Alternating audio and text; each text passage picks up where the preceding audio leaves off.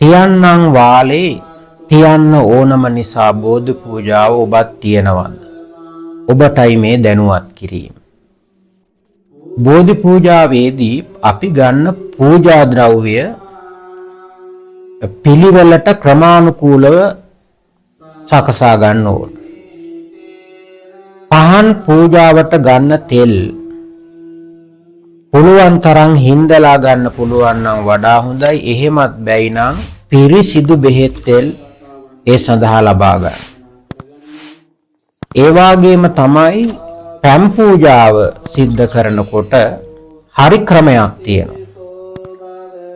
පැන් මැටි කලයට පැන් ටික ගන්නකොට අපි පිරිසිදු වතුර ලබා ගන්න ඕනේ. ඒ සඳහා සත්තු කෑ ගහන්න නැති පාන්ද 3-4ක් වෙලාව අතරතුර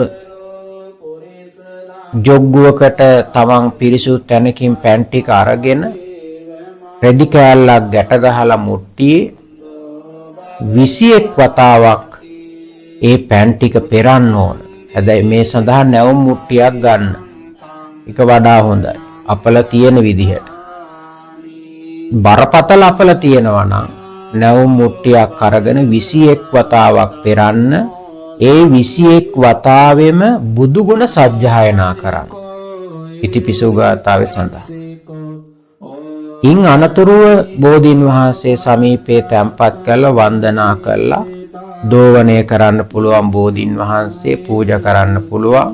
අවශ්‍යම නම් සමන් පිච්ච මල් 2-3ක් පැන් කලයට දාන්න. වෙන කිසිදු ඔය සුවඳ කුඩු වර්ග දාන්න එපා.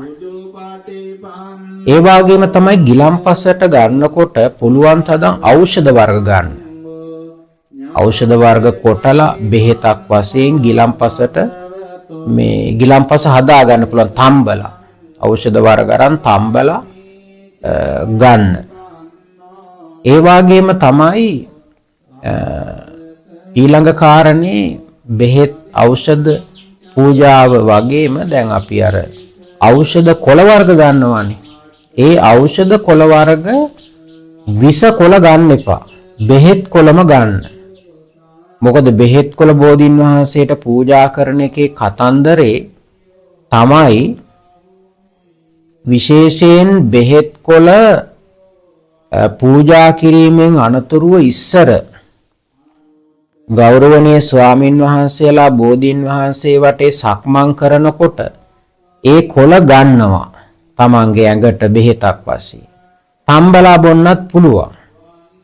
ඒ වගේම තමයි සමහරේ බෙහෙත් කොළ වර්ග බෝධියට පොහොර වෙන්න දාපුවාම ඒ පොහොර තුලින් බෝධීන් වහන්සේගේ කිරණ අපිට ලැබෙනවා. ඉතින් මේ වගේ කතන්දර තියෙනවා ඖෂධ පූජාව ගැන. සුවඳ මල් පූජාවේදී සමන් පිච්ච හෝ පිච්ච මල් පූජා කරන්න තියෙනවා නම් වඩා හොඳයි.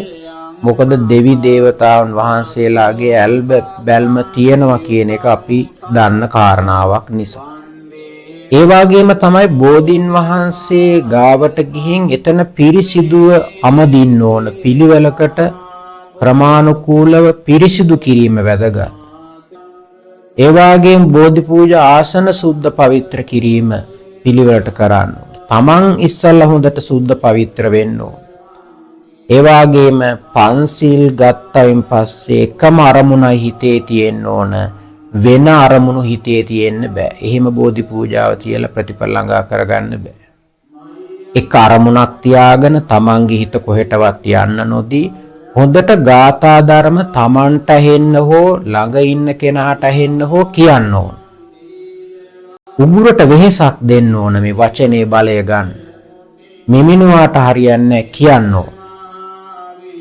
ඒ වගේම තමයි දෙවියන්ට ඥාතීන්ට පින් දීලා පිරිත් සූත්‍ර කියන්න ඕන. විශේෂයෙන් කරණීයමෙත් සූත්‍රය 8 පිරිත් ජය පිරිත් අනෝන් පිරිත් ඔය සූත්‍ර වලින් එකක් කිව්වොත් වඩා හොඳයි.